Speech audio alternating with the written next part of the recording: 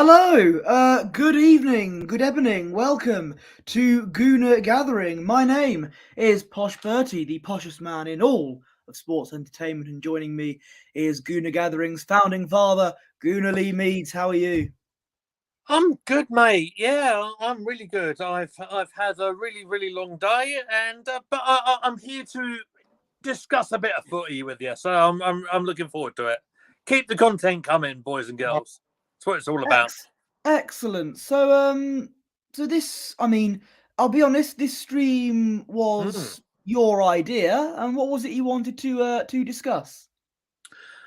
Well, do you know what? It's almost like Arsenal's admin Mm, was watching our stream as we know they do, yeah. because last night, about 5 minutes after we went off the air, Kai Havertz Mm, was announced. mm, I thought it'll be proper to give that a proper disclosure, a proper bit of mm, a proper announcement, proper here we go, if you like. Yeah, that one's over the line. That's the first one done, in certainly in terms of the men's team, anyway. mm. Um, Now, well, I know your views on this one. I know you're very much in terms of kind of accepting it. It's quite nice to to look at it a different way, in that Havertz looks super excited to be with us. If you're wondering why my camera's moving around, by the way, I'm having technical issues everywhere, as PoshBertie will tell you. So sorry about that. I'm trying my best. All right.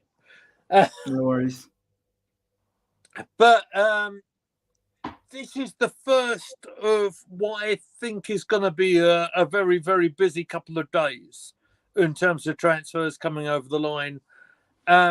Clearly, Havertz works for Arteta, in that working in a deeper position, perhaps, is maybe what he's looking at. Former Champions Mm. League winner, of course. Arsenal forever. Good evening and welcome.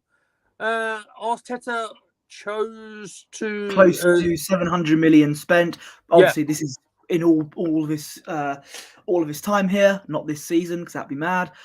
Close 700 million spent. Should be winning the league minimum. He's had it easy for too long. Well, I think that's Can what the I say? expectations are this season, to win the league. If not, challenge for it and win a domestic cup. That's the expectations, in my opinion.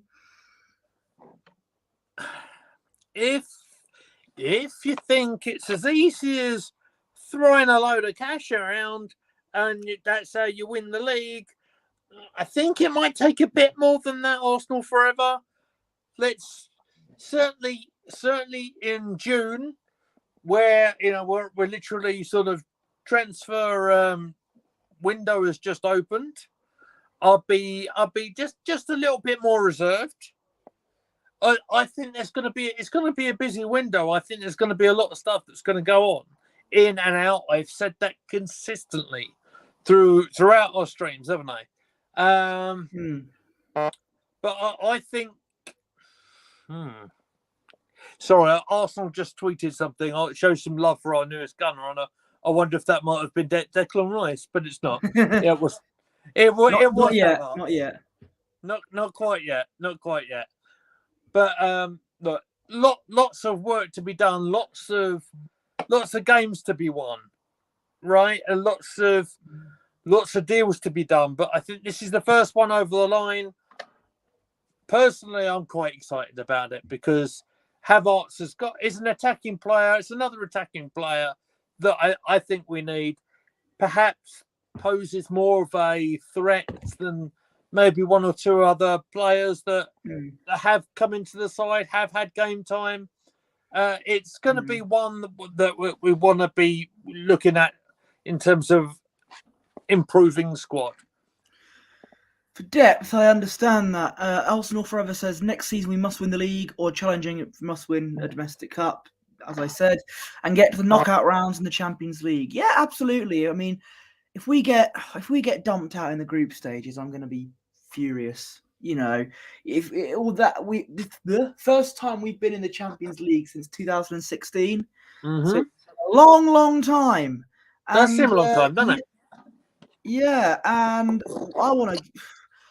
My target is it'll be good for us if we get to the quarterfinals, because when we have been in the Champions League, we've crashed out the last 16 mostly against Bayern Munich. So Right. I know it's some people say it relies on luck, the Champions League, and it depends who you get, but I'd be impressed if we see us get to the quarterfinals. I would. Yeah.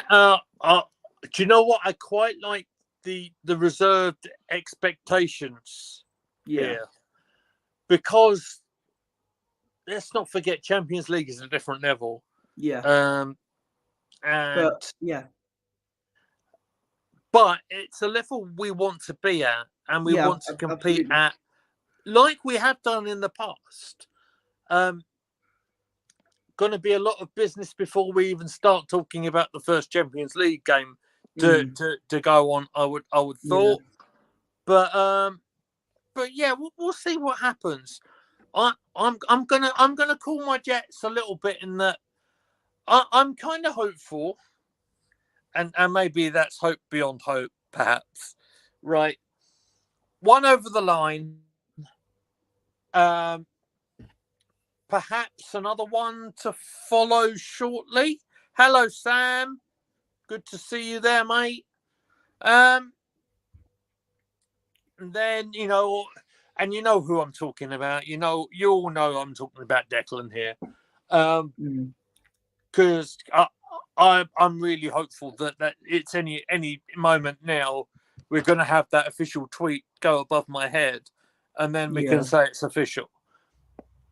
And then obviously it seems like there's a fee agreed for Timber. Yeah. So I mean, if that's a 1, 2, 3 off the back of out of nowhere, Randy Orton, like, if you like. Exactly. It's not a bad start, and it's perhaps something that we might want to consider, like, everywhere in terms of our social media, Arsenal fans, etc. That, dare I say it? Get rattled too easily. Trust the process. People might get cross with me, right? And that's fine. You can do that. Phase are we in? Like, but sometimes transfers take a little bit of a while to get over the line. Of course they do, right? And I get that. Of course they do. But it's not as if you're playing a computer game. This is the analogy I quite like, where you could be playing any sort of game and you could submit a bid, and all of a sudden, a couple of clicks later, that player will end up in your first team squad, right? Look, it's these things can take a bit of time, but for the Havertz one to get over the line already, I think it's a good start. As well as the contract deals with the other players that we could probably talk about if you want. The likes of Martinelli is already signed. I want to agree with you there, because it doesn't, unlike a computer game, it doesn't take a snap of a finger to sign a player. It's not FIFA, it's not Football Manager, and it's certainly not Retro Football Management. Download it on the App Store right now. There we go. Excellently put. But yeah, it's a game. Truly, I play myself, and I may have just finished off the season that you've seen 5 games. I think it's a lot of admin to put them videos together. I can tell you that. Is this the Wilfred Zaha Arsenal season? It is. Okay. It is. It's a lot of admin to put it all together. Yeah. I will try and paste together that. Maybe the last 5 matches, perhaps, and then we can see what happens. But maybe you guys might like it if I put it in the chat as well. So, or I'll put it in the pinned comment once we're done. Download the link today. Ching. There you go. Thank you very much. But yeah, shall we move on a little bit because what I wanted to talk about mainly is some of the done deals that have gone over the line and look like they are just about finalised. Yeah. So I want to know your thoughts on James Maddison going to Spurs. You know that it will be a sin to give Spurs credit on an Arsenal channel, but fair play to them. That is a great signing for them. Only and in today's market for 40 million, considering right? we got Rice for 105. Hopefully, that's almost like that's pretty much in today's market a bargain for them to get a player as good as him for 40 million. That's a decent sum of money. But it'll be interesting to see how Tottenham do because Harry Kane might leave to Bayern. Yeah. I don't know how they're going to spend that money because I can't see many top world-class players going to that lot. So, but yeah, I thought Maddison would go to. I didn't think he'd go to Spurs. I thought Harvey Barnes would go there, but Maddison, I thought, but there, good signing for them. Perhaps there might be an issue on a contract sort of situation on that one. Maybe explaining the transfer fee. I think it's a very, very good signing for Spurs. And as we probably know, it's probably fair to say he has been on Arsenal's radar for a little while, or at least that's what has been reported, right? So I don't know. I don't know what to make of it. It's maybe Arsenal thinking maybe to prioritise other deals, perhaps is what I'm thinking. That's how I'm spinning it. And I'm pleased with how I'm saying it. Fair? Yeah, fair enough. I didn't think we'd sign him anyway, so.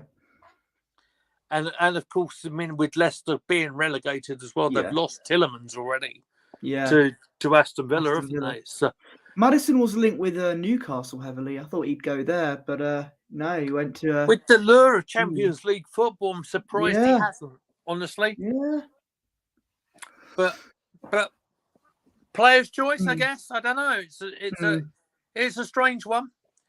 And another strange one I feel that's really weird and got over the line is Mendy, the goalkeeper formerly of Chelsea. Now you might have to help me in terms of where he's gone, but it's one of the Saudi Arabia. Yeah, it's one of the Saudi Arabia clubs that I'm not super familiar with, but what I will talk about is Chelsea and losing a goalkeeper of that stature, and I mean, if you look around, obviously they've lost Havertz to us. If Mendy's going out there, if Mount, who we'll talk about in a minute, is about to sign for Man United, there's an awful lot of players there for an awful lot of money that are going. I mean, if I was a Blues fan, I'd be very, very concerned about the situation at the Bridge. What are you thinking? Well, the Chelsea had a pretty stacked squad. Anyway, at this after January last season, it was a big squad that clear outs had to happen, and Todd Bowley has got in contact with Saudi Arabia. Mendy is now like the 87th player from that squad to go there. So, because of course, Koulibaly is gone as well, wasn't he? Yeah, Koulibaly's gone. Kante's gone. I think one that went over the line today. I don't know if you've seen this one yet. Callum Hudson-Odoi had gone to Milan, I think. Oh, okay, yeah. There was rumours. I think that is a pen to paper done deal. I think for what I've seen on social media today. Yeah. So again, the exodus still happens at Stamford Bridge. They have bought a couple of players, but no one of what's the word, like high established caliber talent. If you know what I'm saying, someone with like a established goal scoring record, etc. It'll be really interesting. Obviously, new manager over there as well. Yeah. Goodness knows what will happen in terms of that one finishing up. Now, Mason Mount is another one who looks like, if it's not completed already, it's certainly been announced by Sky Sports that they've agreed certainly a fee in principle with Man United for him going over there. What are your thoughts on Mason going to United? I thought he would be more likely to go to United than Arsenal. Yeah. When Chelsea rejected the third bid for him, I thought, okay, I think that transfer's over. I don't think they're getting him. But there's all this talk about a done deal on Sky Sports, and it looks like it's going to happen. And considering Man United have not made any signings at all, I don't think, until now. They've made their first signing, especially when they've got let's face it, a bit of a power struggle going on.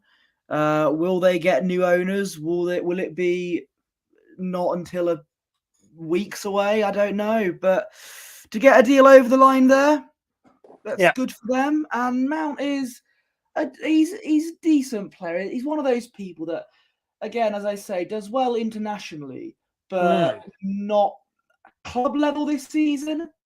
Didn't do that. Didn't set the world on fire, as I say.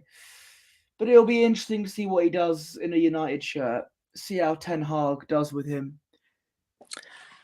It's interesting you mention the power struggle thing as well, because with a potential new ownership might bring a couple of questions towards the management side of things at Man United. Yeah. I think it'd be very foolish. Welcome to Anthony Herbert for joining us. I'll come back to that in just a second. But it's always a worry, isn't it, when a new owner comes into a club? How will they feel about the previous previous appointment of a manager? Do you think Ten Hag is in a decent position there? Yeah, I think it'll be all right. It'll be all right when if the new owners come in. Yeah. So if it hadn't been apparent yet, ladies and gentlemen, that I'm having to freehand my camera at the moment.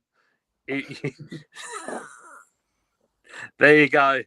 So Anthony brings up the deal potentially agreed with Ajax for Timber. It does bring out a question as well. Would the young player like Timber come in immediately for the first team? Do we know enough about him? Would he replace Ben White, do you think, at right back? Or I think it depends on the state of Saliba's injury, because he can play centre-back as well. If Saliba's not ready to go for the start of the season, we've not heard about that. We'll probably hear more about that as the season draws near. Then I reckon he'll be a centre-back. So in terms of that, what you just said about him being fit for the season, there are a few pictures on the Arsenal social medias today about the likes of Saliba, Martinelli. There's a few others joining him for pre-season, like early pre-season training. So, and talking of Saliba, from Romero himself, it's just something that has been long reported, but I don't think club has announced yet. Yeah. So is saying that the extension on his contract has been done. It's a done deal. Is his words? Yeah. So I've been on record in saying the things that with him, that he had a superb season for when he played, and you don't get very many left-sided centre-backs playing in the style that he does. And when he has been on the field, he plays with a lot of class, a lot of intelligence. He's got a great touch for a centre-half, got a good vision. And you know what? He has scored a couple of goals as well. The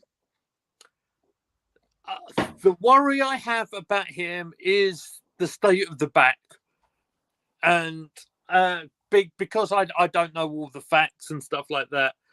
And presumably the medical team would have been looking at all that sort of thing before offering sort of a contract of long-term sort of issues. So maybe what I'm saying is nonsense. But once you do something to your back, especially when you get a little bit older, ladies and gentlemen, or if you fall on a casket. Well, that never is a good idea, especially at a high-profile pay-per-view, right? Yeah. But my feeling is that it's very, very difficult to get a full recovery from that. Yeah. However, not being a medical person, if the Saliba that played for about 75% of last season is good to go again, to lock him down for a few more years is fantastic news, isn't it? Absolutely. And I said the same as you not that long ago. I said it'll be interesting to see how he plays when he recovers from his injury and is able to play. We'll be able to see if he is actually going to be the player that he was before he got injured. You've seen it before. People, when they get injuries like that, might not be the same in terms of football. But I'm hoping that Saliba can come back with a bang, because he, on paper, this is just as important as signing a player this season, because Saliba is our best defender, and he was crucial for us in our title challenge. So, yeah. Posh, when I look at our comment section sometimes, and then I see comments like Arteta has to go if he doesn't deliver, right? Without wanting to upset anybody here, gets me a little bit wound up. And Why? I'll tell you, because and I get what Arsenal forever is getting at, right? I get it, because always we want to be fighting at that top of the table, and we want to be picking up the trophies and stuff. Yeah. But I kind of thought, coming onto this stream and over the last couple of days, do you know what? It's not a bad time to be an Arsenal fan, is it? Because it feels compared to some other years, compared to 2021, good heavens. Well, no, let's go back even further, mate. Okay. Let's go back even further. Let's go back, say, 2015-16, right? Mm-hmm. When we've had a rocky period, Arsenal's left, Emery's been in, and 2018, yeah, right. So we're talking about the sort of Arsenal's out sort of back end of his run, and then coming into another regime, right? Which was a very uncomfortable time for an awful lot of people. And it's not unusual to see when you have a long-standing manager to be replaced by someone and they struggle to maintain them standards. Yeah, right? Look at David Moyes when Fergie left at United. Exactly the same. Exactly the same. Perfect answer. But and let's be fair, Unai's doing fantastic at Villa. They are definitely want to keep a strong just eye on. Pau Torres, who is a Spain international. He's a centre half, right? Plays centre back, plays regularly for them. Superb signing for them. Yeah, that's a great shout, mate. And that's one. They're one to watch out for, even for like the top 5 spot this season. Villa, because Yeah, and I agree with you. I agree with you. But mainly because I think Unai's a very intelligent man and he knows his football very, very well. I think his run at Arsenal had a premature end because of a lot of pain and a lot of frustration from years gone by. And a lot of egos in the dressing room as well, apparently. Perhaps, yeah. Yeah, certainly. I totally agree with that. And I might be guilty of it. I might have been guilty of it as well. Maybe thinking, oh, this guy doesn't know.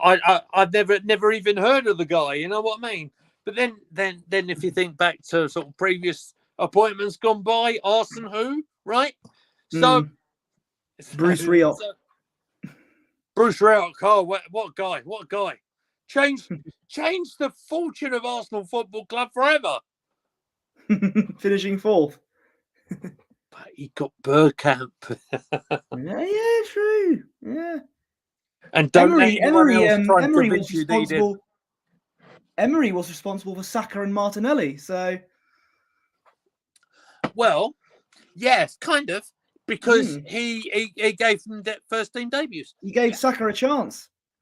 Exactly. Yeah, totally agree with that.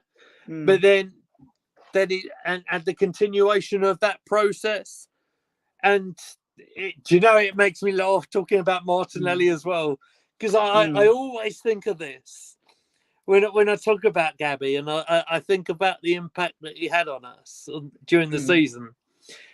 That time in that Europa League game when Martin Keown saying, "No, don't think Arteta believes in him. I don't think he rates him," and all that sort of nonsense. I'm sorry, Martin. As a centre half, I thought you were one of the greatest we ever had, but because Arteta, I think, was managing him very, very smartly after a long-term injury, and I think. I mean, Martinelli was brilliant during the last campaign. Yeah. Yes, he did. And David Platt's one to be sniffed at as well, by the way. No, not at all. Former England captain he was back in the day. Scored one or two very, very important goals. There's one match I think I'd like to watch with you on our Twitch channel. Ooh, okay. And it is against Man United. It's very similar in terms of how the game panned out to the Nketiah match of the last season. Okay. We've got Man United early on this season, so we'll put a pin in on that. Anthony Herbert's saying the same thing there. Bruce Rioch, yes, we finished 5th under him, but he bought the likes of Bergkamp and David Platt. So credit where it's due. Anyway, you were saying about Emery and Arteta and the like. Yeah, I was saying that, a lot of frustration was built up, and that's why I think Emery was kind of almost forced out. Yeah. I remember Arteta sitting on the dugout, on the other side for City. And when there's a lot of talk about everything going to be changed, I think Freddie Ljungberg might have been in charge. He was the caretaker manager, wasn't he? He was. Good old Freddie. As much as I rated Freddie, here's a new name there. Hello, Diggs BTW7. Good to see you, sir. Thank you for joining us. Lovely to see new names with us. And if you're watching us on Twitch, please give us a follow over there. YouTube is our main home, or youtube.com/Gooner Gathering. Welcome. So, yeah, I kind of lost my train of thought. Sorry. But you've talked about Freddie Ljungberg as caretaker manager. Freddie was in the dugout, and then Arteta was in the opposing dugout with Pep. And he often talks about the odd feeling in at the Emirates where everyone was very divided, and and I think that was one of Arteta's goals, wasn't it? Was to get the fan base on side, and I think for the large part he did that, didn't he? Back then we thought was impossible. with the whole Wenger in, Wenger out debate that happened for about 10 years. Yeah, it certainly did as well, didn't it? Mm. But and some of that reign, I think it goes under the radar a little bit. You got to remember Wenger's hands were tied a little bit as well when it came to moving to the new stadium and trying to keep him decent financial position. But that's probably for another day. It's probably not for this stream. No. Is there any other deals that I want to talk about? I don't know if there is anything else right now, mate, to be honest.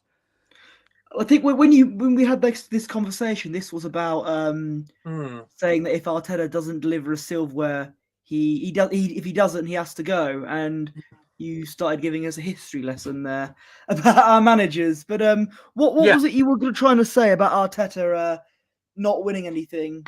Do you think what's your position there? Because the standards are going to be high this year, especially when a vast majority of our fan base are now expecting a title challenge, if not a domestic cup at least. So it'll be interesting to see if we fail on that. What are they going to turn on Arteta? What do you think? Yeah, absolutely. So it all depends on a solid start to the season, and that will start. Oddly enough, I don't normally class the Community Shield as a starting point, but perhaps because it is Manchester City, it is a bit of a starting point. But the most important thing is getting over the first few hurdles of the Premier League season, having a similar sort of start to we had last season, I think is very, very important. Do I think if it all goes terribly wrong, right, and we end up like a couple of seasons ago where we've got a sort of couple of game after game after game and it all goes rather pear-shaped, say, I don't think it's going to be tolerated. Of course I don't. But I genuinely do think we are going to be in the mix for some trophies, that's for sure, coming up for the new season. That's what I'm hopeful for. We can't throw the cups away like we did last season. We can't. And that's gonna have part to play in terms of this transfer window. I've said this on a regular occurrence. We're going to have a lot of players coming in, and we're talking about three tonight. That one's over the line. Rice looks like it's nearly done. Timber looks like it's a nearly here we go. So look, there's lots of things to go on. Lots of business to still be had. There'll be money to come into the club as well to try and reimburse them funds that we are spending, and that will continue. It's going to be a really interesting season as well, getting used to playing that top level European football as well, because I mean, and you wouldn't even discounting the fact that whatever we're going to draw. It's not. You mentioned this earlier on. It wouldn't be tolerated, right? It wouldn't be put up with by fan base if we absolutely flop. Well, it absolutely wouldn't. If we crash out the group stages, then just the meltdown, I think, online especially, will be biblical. So a comment there I didn't quite see. So Anthony does say, I do agree that if Arteta doesn't win anything next season, it'll be one trophy in 5 years, which is poor for Arsenal standard, to be honest. I get that point of view, you know. One trophy in 6, actually, if you include 2024 in there, if we go into that for next season. So, yeah. But, look, I mean, and you're right. I you know, I get the point, because even in some of the darkest times under Wenger, we managed to pull up a, you know, we watched this, didn't we? We watched this the other week, the whole City FA Cup final. a lot of people thought that would have been it for Arsenal. The proper Wenger out days, we still picked up trophies. So, but even so, I mean, that was after 9 years of nothing, wasn't it? Yeah, absolutely. So look, I get everybody's point of view. Everyone's going to have a very different view to me, and it's because look, you guys all know me, and you know I'm always very positive, and I try to be, and that's kind of my role. But look, if it all starts really, really wrong in the next season, look, I might turn heel. All right, we'll see. Do you understand what I mean? If he goes terribly wrong, I'm not gonna sit here. Sorry, I'm moving my camera. It's getting heavy on my hands. I'm not gonna sit here as the founding father of Goonie Gathering and pretend everything's all good and dandy if we start the season poorly. Don't worry about that.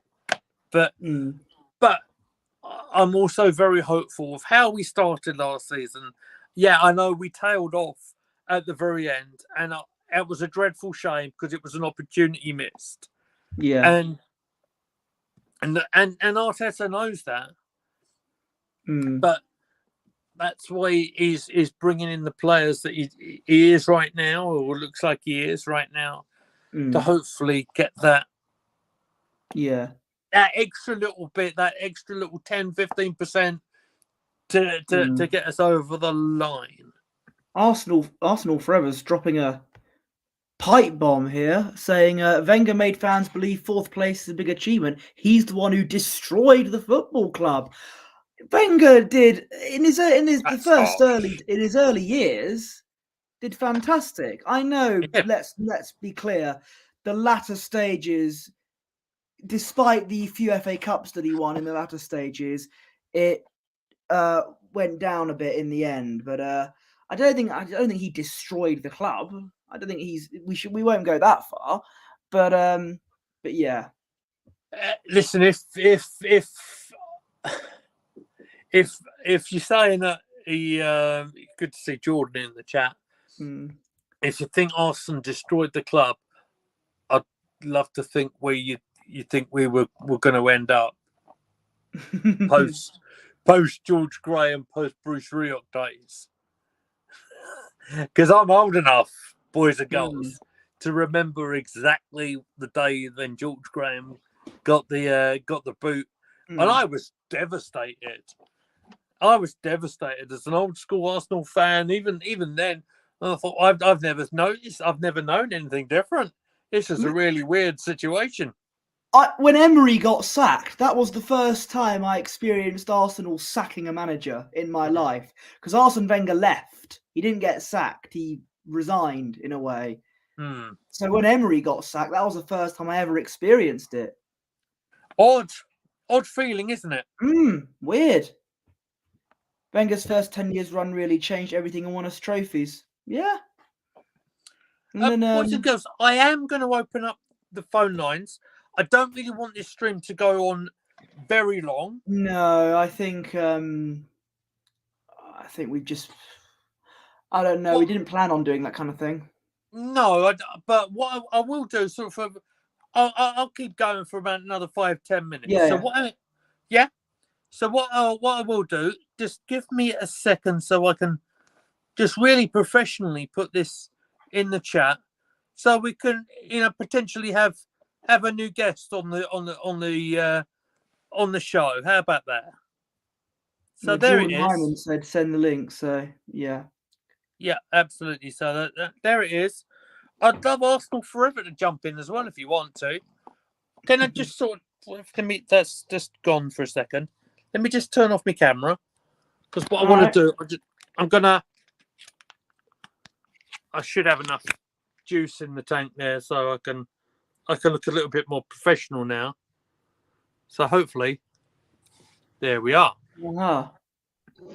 So all of a sudden, Jordan's here. Hello, Jordan. He said, "Hey, what's up, man? What's up? Thank you for joining us, Jordan. How are you tonight? You all right, mate?" Yeah, I'm good. Jolly good. What would you like to talk to us about, mate? Well, yes, I know the transfer is still open same way, so yeah, Declan is Yeah, going to us. Yes, he is. Very pleased with that. Obviously, as an Arsenal fan, I thought he'd be going to Man City when the moment they were in for him. But the fact that we've outmuscled them to sign him, I think, is an achievement, and I think that's impressive. Shows that we might mean business this season. and I'll add to that as well. Posh made the really good point the other day that for us as Arsenal to come in with such a hefty bid as well, we are dealing with different times here. I think we're dealing with incredible transfer fees, and look, I'm not a fan of this, by the way, in terms of throwing money down like they have, but that's the market right now. It's like if say Liverpool are going in for a big player like you have done in McAllister, wanting to put the money down for a player of real quality which will improve your squad. That and to raise levels. I would say for Liverpool. I mean, I know you're a Liverpool fan, my friend. So, like for wanting to sort of move on into a different sort of generation, if you like, moving on from the likes of Milner, who's gone the other way to Brighton, perhaps even Jordan Henderson, who somewhat divides the fan base a little bit. How do you think McAllister will do, and what are your thoughts in terms of Liverpool moving on for the season? Well, when we did sign him at Liverpool first, Liverpool interview, he said that he joined us to win trophies. Yes, I'm happy. I saw him lift the trophy in Qatar, and this is a great achievement. So he come to us to win more titles, and I'm happy You've to got a have him World Cup at winner in your team.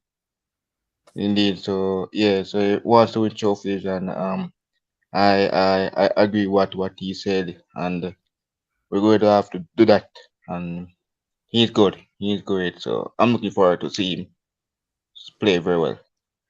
And Yeah. have you heard that you're also, and this is, if this is true, then this is an incredible signing for Liverpool. You are heavily linked with Valverde from Real Madrid, and rumours around that Real Madrid are willing to accept a bid from you for that. I think that would be great if that's anywhere near true. Have you heard those rumours? Yes, I heard it going around that we're linked with Valverde from Real Madrid. Yes, he's talented, but our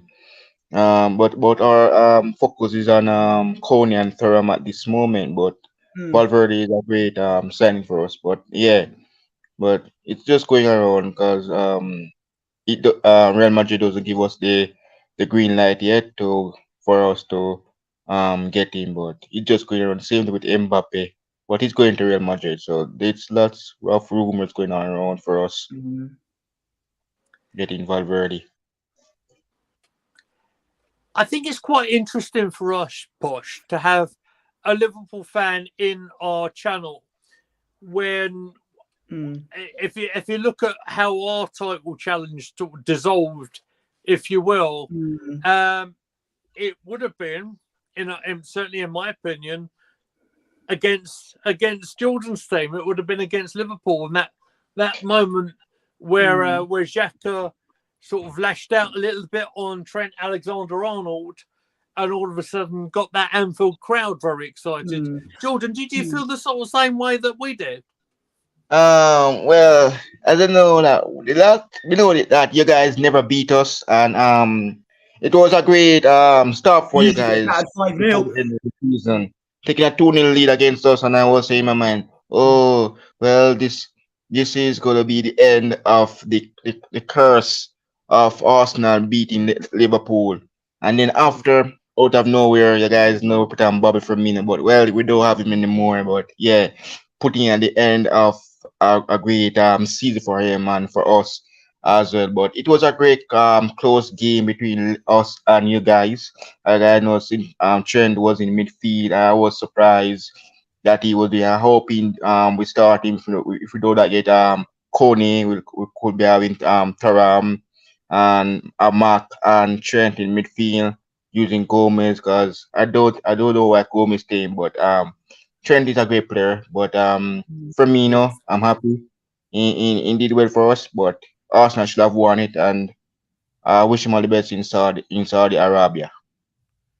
Yeah, he's a big miss for Liverpool. I think he's been a heck of a presence up front. Who we've said on a couple of occasions, not just on the game at Anfield that we've talked about on our previous lives as well. I'm sure we've talked about Bobby Firmino in being a real threat. It's a real big job for Liverpool to replace a player like that. So, have you got someone in mind that you might want to bring in Well, I for? don't know that the numbers them have been is changing now. As you know, look at Luis Diaz when we got him Yeah. by Spurs, 'cause Spurs they want him. He got number 23. Now he's going to wear number 7. I heard that Darwin will be changing that number 27 to number 9. But yeah, we need a replacement as well. Yeah. We're not sure who, but Darwin will get that number 9 jersey for the new season. But yeah, I'm looking forward to see what if he will fire some goals against Chelsea on the open season.